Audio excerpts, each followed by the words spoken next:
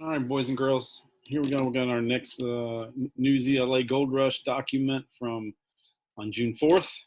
Primary sources, life at a mining camp during the gold rush. So these are going to be some primary people writing letters during that time. So then what do we have over here for activities? We have a central idea, and then you have a quiz, a write, and two quizzes, social studies. And this social studies one here says, well, don't worry about that. This one, there's no write on social studies. I will look at it. Okay, so primary sources, life. So you'll have a write, a quiz, and a quiz. This write won't be there. This is a mining camp in the eastern Sierra Nevadas. The area was mined for silver ore almost exclusively after the discovery in 1859. So this wasn't gold, this was the next one. So the letter below was written by Lewis Clapp, this famous American woman in California. In 1849, Clapp and her husband moved to California. They settled in the Sierra Nevada mountains. They spent more than a year or two at gold mining camps. Richard Bar and Indian Bar. A bar is a rich bar and Indian bar. It's the name of the place. A bar is a sandbank at the mouth of the river. Miners would search for bar of gold, the bar of gold. Clapp wrote a letter to her sister Molly, along with 22 other letters. It was published in a California magazine. In her letters, Clapp wrote about life at the gold mining camps. Her letters show that it was like what it was like there during the California gold rush. During this period, thousands of people went to California to look for gold. All right, so Rich Bar, East Branch of the North Fork of the Feather River, September 20th, 1841. So this is an actual letter from a person during that time. Dear M, that's his sister Molly.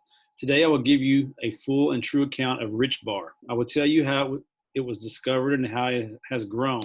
Let me first say how Rich Bar looked to me when I first saw it. Remember, I had never seen a mining camp before. Imagine a tiny valley. The valley is surrounded by steep, tall hills. They are covered with beautiful fir trees. The blue feather winds along the base of these mountains. Winds, the blue feather, that's the river, winds along the base of these mountains. The bar was formed when the earth rolled down from the mountains. These huge piles of dirt pushed the river water aside. In time, they took over a part of the riverbed. So she says, I visited the doctor's office. A street now runs through the middle of the Rich Bar. Around 40 homes stand along the street. They range from tents to cabins, but some are fancy. Others are simple huts made of branches. Today I visited the doctor's office here. It's a rough and simple place. There's no floor, only dirt. The shelves on which the medicine stand look like sticks snatched from a wood pile.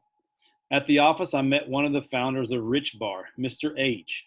He gave me the full story of how it was found.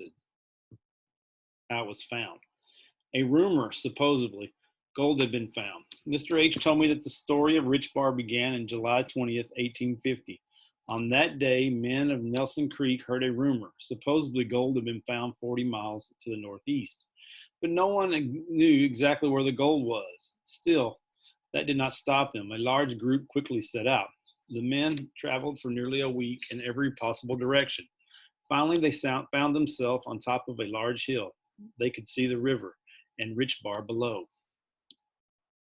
There lay a large piece of gold. The next morning, two men turned over a large stone, and there lay a large piece of gold. They began panning through the dirt nearby. They soon turned up $256 worth of gold. Word of their find spread quickly. In little more than a week, 500 men had settled upon Rich Bar. Those who looked for gold during the fall of 1850 were very lucky. Many of them were not lucky for long, though. Hundreds lost their money in no time. Soon their riches were gone. Shall I tell you what happened to the two men who found the most gold? Both had started out as a poor man. At the end of the few weeks, they were suddenly very rich. Both began spending freely and living wildly. Soon all their riches were gone. One of these men now works for $5 a day. The other often goes hungry. Sadly, stories like theirs are very common. Okay, so you have a central idea, quiz. The social studies didn't have anything showing up. I'll look and see if it's in there. And if it is, you'll just read and see what it says. All right. We will see you later. Bye.